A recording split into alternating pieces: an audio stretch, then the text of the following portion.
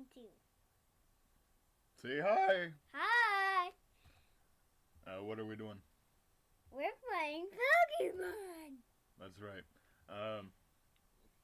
So everyone has finished their LSBA Week 3 battle, except for me. Mine isn't for another 12 hours. And we find which one is Jack's video so that we can watch that last. And we're going to start off with Rodney versus Taco. He changes his username every week.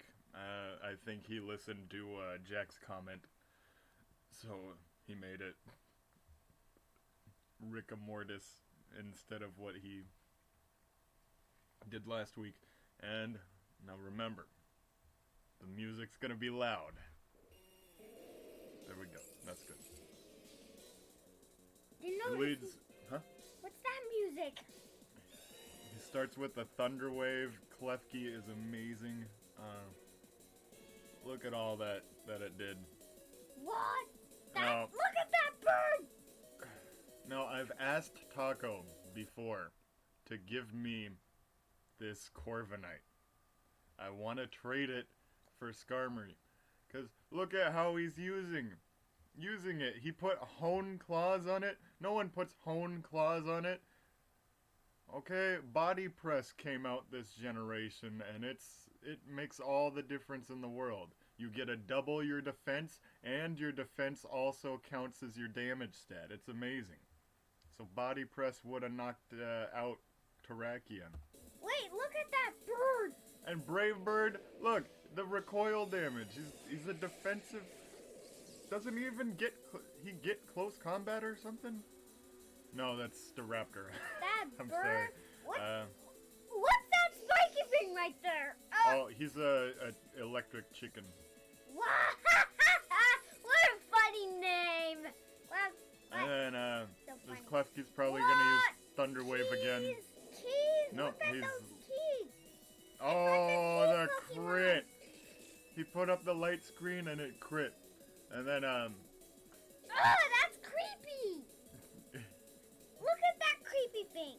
Everyone is running screens this year, so everyone is also running Brick Break. That creepy thing! Look at that! And I don't think it would have mattered if the Sucker Punch hit, because Tapu Koko resists fighting. And it's not even that strong of a hit. And let's see what... Oh my gosh, there's a lot that they had to say.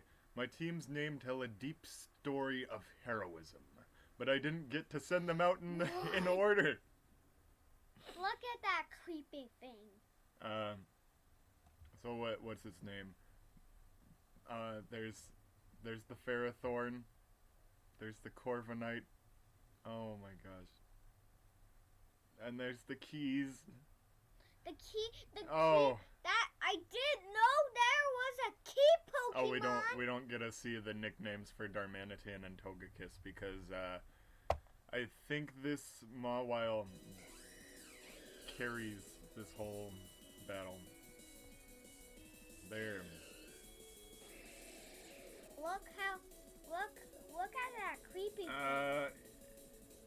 That creepy. Wow, that was a risky play. Wait a minute. That was a key Pokemon. That's a key Pokemon. Look how much all those sucker punches did. He was so powerful. He's like a big maniac. Yep, a big maniac. The disrespect play there, though. No screens for you. Screens are a no-go here, but GG. And I guess there's something about him not... Maybe... I don't know about... Maybe screams are a no. Attacks is a go. Damage calcs that weren't right. But No. That's so fairy.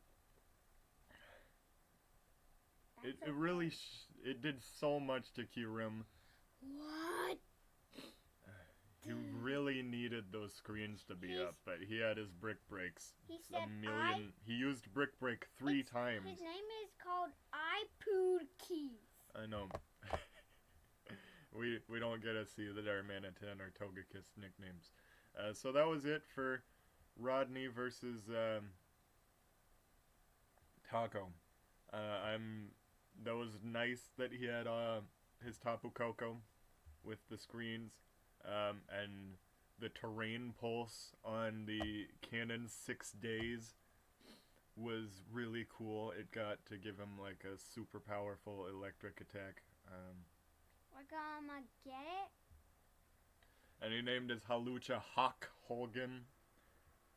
And there's Da Boy and Slippy and Generator. But yeah. The Mawile really carried this battle. So on to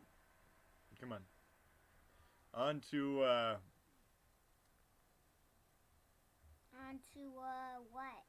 Dylan versus Alex here. Dylan versus Alex?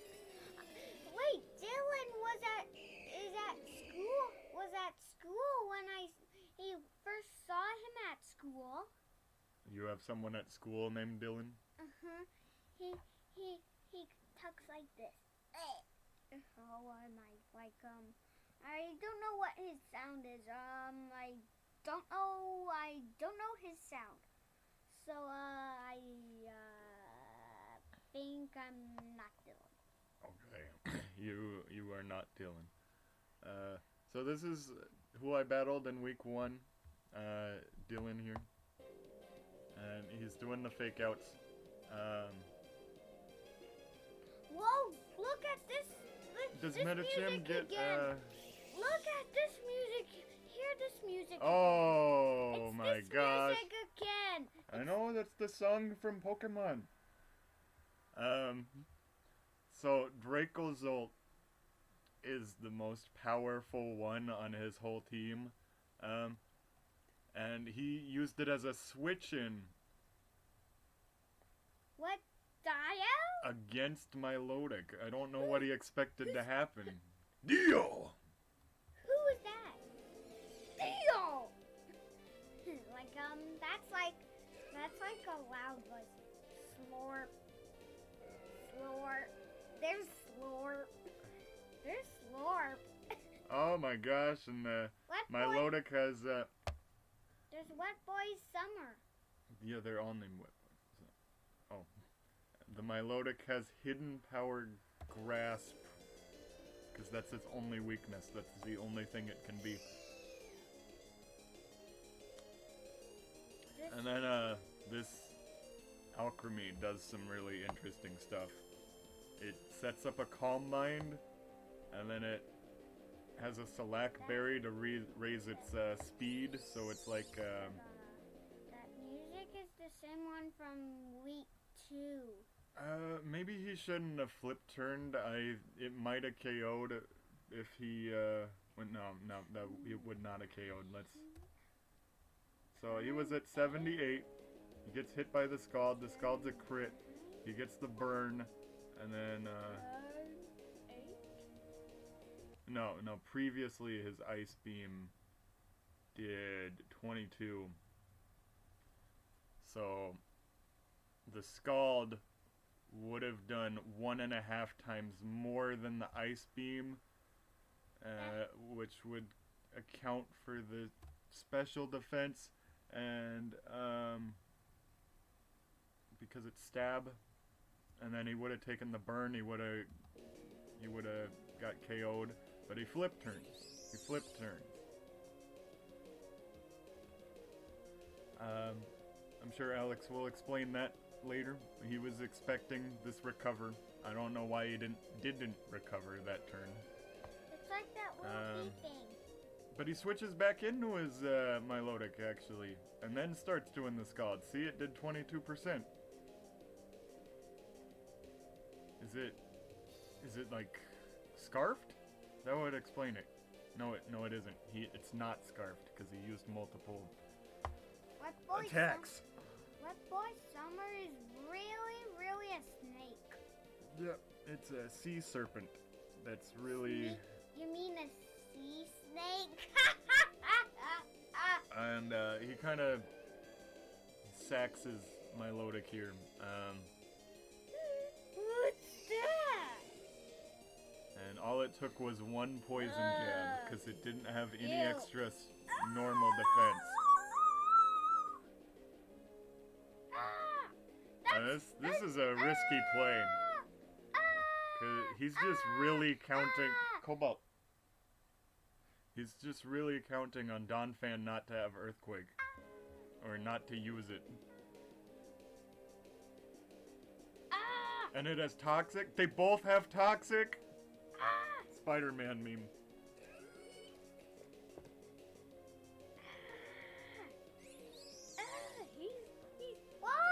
Oh, you didn't bring Tyranitar.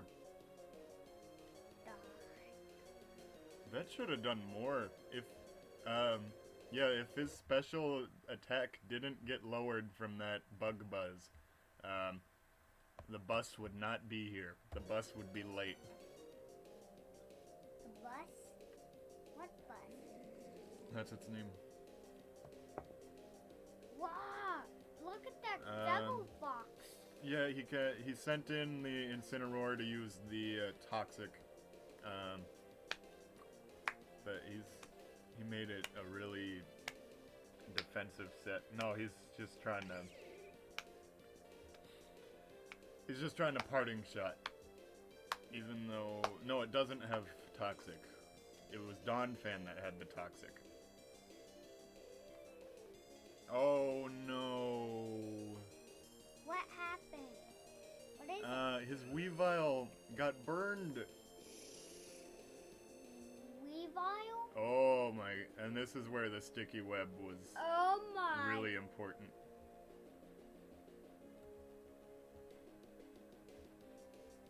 What happened? What happened? Hang on, technical difficulties. What's that? What? Oh my gosh, that sticky web. That sticky web It made, it's completely responsible for this burned Weavile being able to get all these KOs. And yeah, there really wasn't any switching for Play Rough, so... Look at that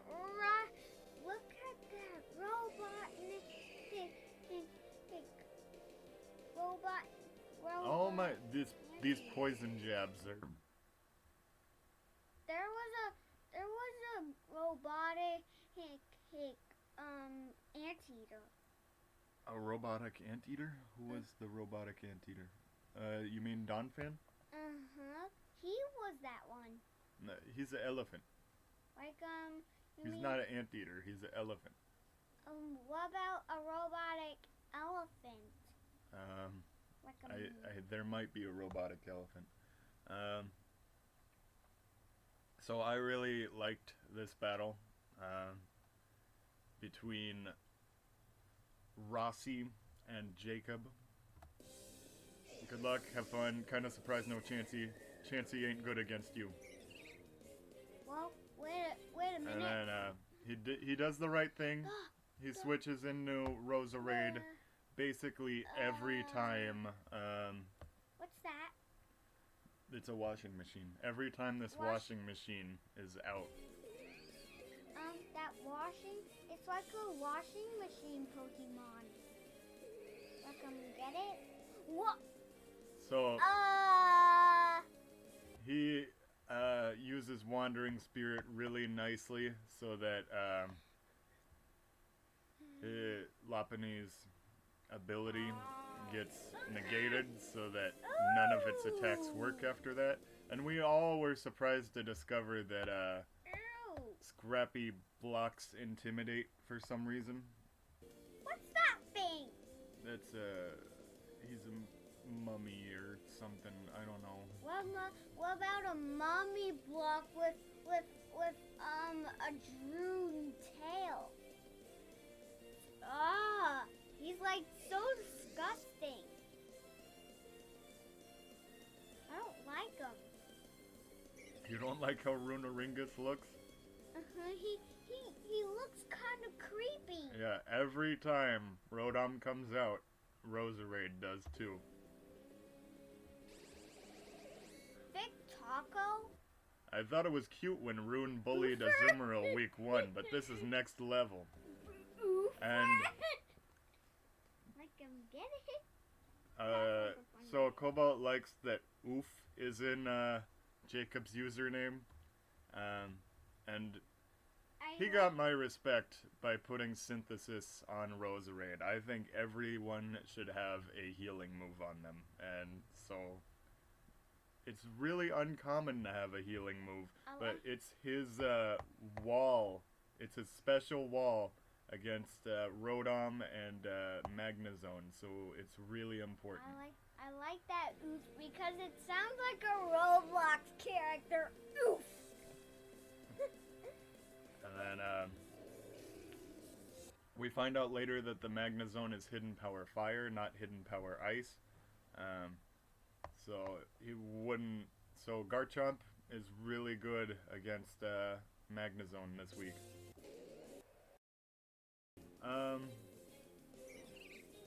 What is it? He quadruple resists Steel, and so does Magnezone. Lots of Steel resists on this team. And then Rossi does the right thing. He switches in his Magnezone every time there's a Roserade, because what's it gonna do? It can't Sludge Bomb, and it can't really Leaf Storm, and Roserades Natural Cure just procced, and Jacob knows about Body Press, unlike Taco demonstrated. But he was expecting Volt Switch. He was counting on a Volt Switch so that he could send and run at Ringus.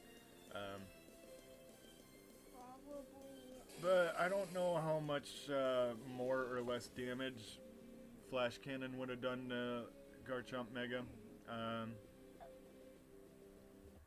There wasn't really any good candidate to trick. Oh, I thought it was a Choice Scarf. He tricked a Black Sludge. It's because he was expecting all this mystery. Is it Misty Terrain that blocks status? Yeah, it's so he can't toxic anything. He has to trick Black Sludge. But it's it.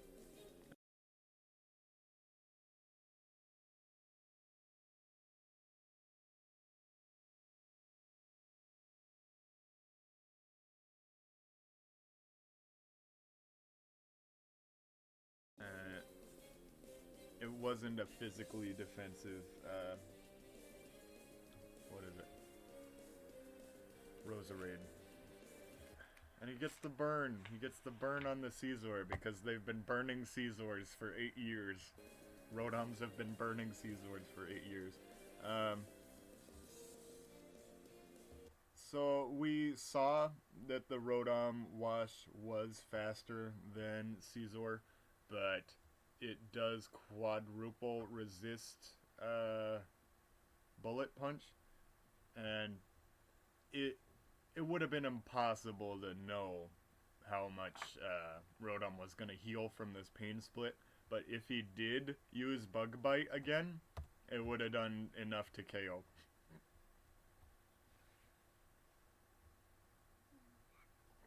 And then he sends in the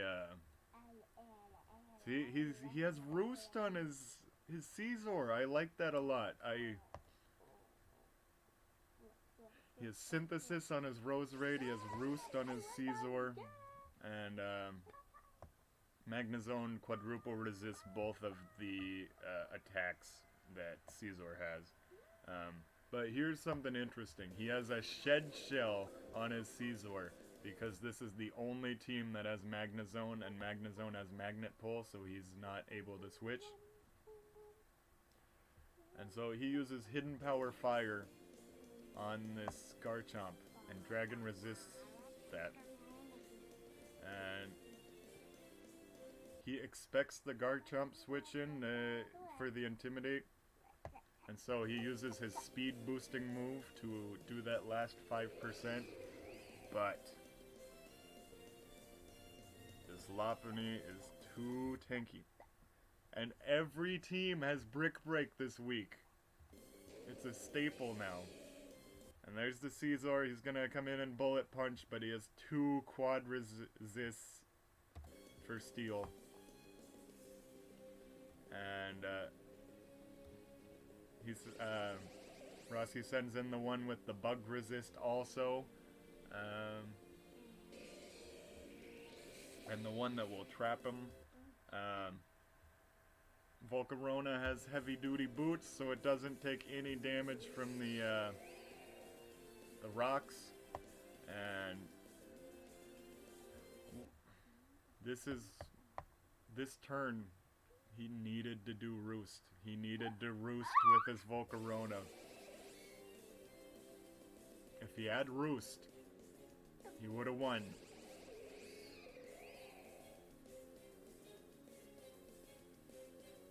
And then there's the burn. The thing that took out his whole team finally got a burn, but it never ended up mattering. So yeah, that was awesome. That's probably one of my favorites, and it's just because I like the synthesis and the Roost and the shed shell and the use of the Wandering Spirit. Like, Jacob does some amazing stuff with his team, but he did end up losing. It was weird to see this Grim Snarl use Trick in a weird way. Rotom was super important. Roserade was super important. And now Jack likes for his to go last, so we're doing that. He brings in his apple pie and his oven, just like this is the week where Snorlax comes in. We've been joking about the Snorlax wanting to eat this apple pie for this whole time, and we get to see whether it happens. Oh my gosh, that's a lot of talking. You know, you can't have a Jack battle without a million messages. And he wanted...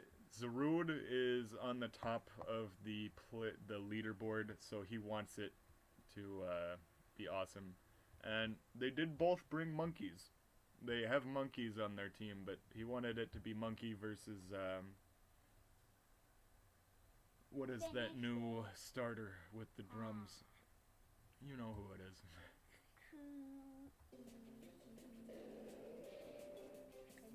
Hits him with the U-turn instead of the Scald. And then Appleton takes neutral damage of this flamethrower. He doesn't go for Eruption, because that's not great in the long term. We get Leech Seed. He does like 12 points of damage to everybody, so that he can switch as freely as he wants. And there's the oven. And I guess he looked up pie recipes and saw what temperature it needed to be. And he defogs the Stealth Rock that he worked so hard to put in. Immune to that Volt Turn, and he just puts up the rocks again. Not a lot of damaging moves so far.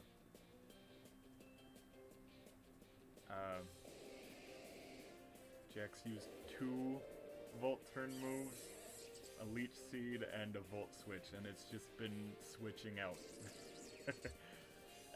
and he's switching out too, and they're doing great at it. Maybe Vikavolt has Hidden Power Ice. Nope, just another Volt Switch. It's like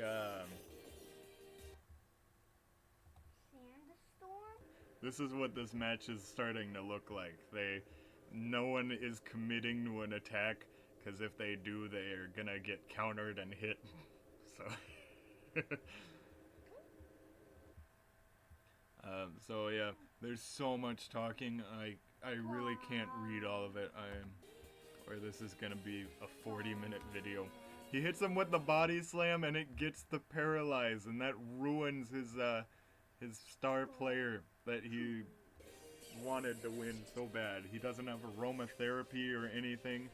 I don't know if Appleton gets aromatherapy, but I would be so surprised if he didn't. Like, he's an apple pie. He should definitely be able to make it smell good.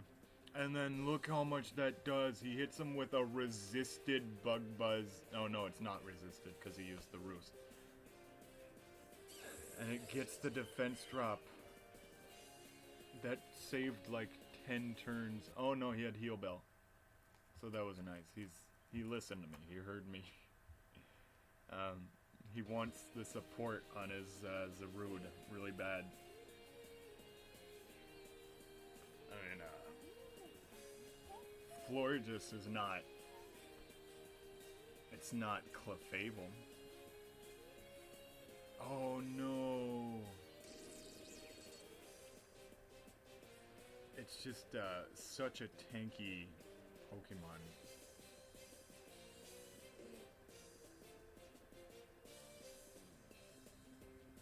And I guess this is like a...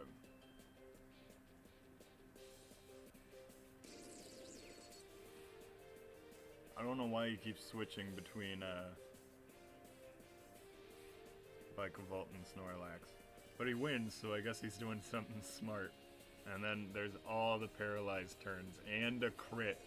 Like, it's like everything on Azos' team has Serene Grace. Like, he's been blessed. He did something really good for people this week. And this is his karma.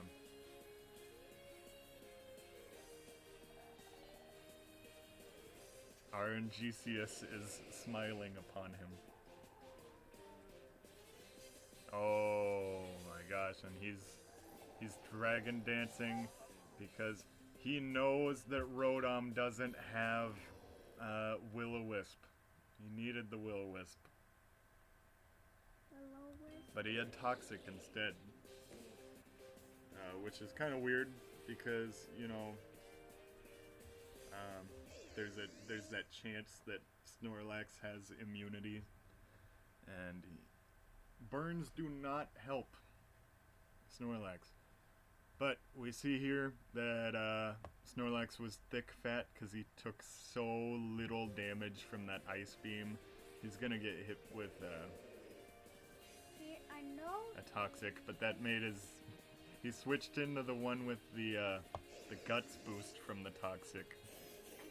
And the regular Pokemon, And it- you can see he's Snorlax. Yes. And like in a movie of it. And he healed that paralyze, but it didn't matter. He still wasn't any faster than the Mach Punch. Why didn't he go for another Mach Punch? Oh, because he may have had, what is it? Second Scarf. And he's Chesto Resto. That's why he didn't need immunity. It was because he had Chesto Resto. So he could just heal at any time. And he's trying to preserve his differential here. Not even risking there being a Choice Scarf. He gets a 6-0 against someone who really likes this game a lot. So that's pretty impressive.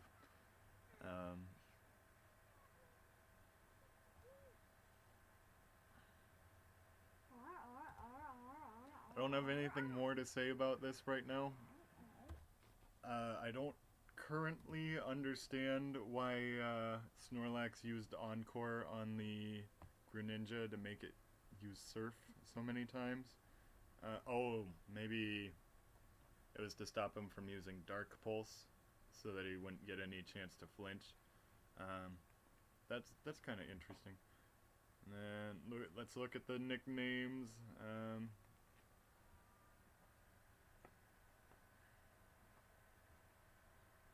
I like Appleton's nickname of homemade. And we gotta see what happened. I think None didn't win. unfortunately it was the Tyrantrum that knocked out the Appleton instead of the body slam from the Snorlax like we were all hoping for. But he got a 6-0. I watched this and I was like, oh man, I hope I don't have to battle that guy. And then I remembered I already did that last week, so. Do you want to say anything? We're almost done with the video. Bye. I want to say something else. And even, click that subscribe button.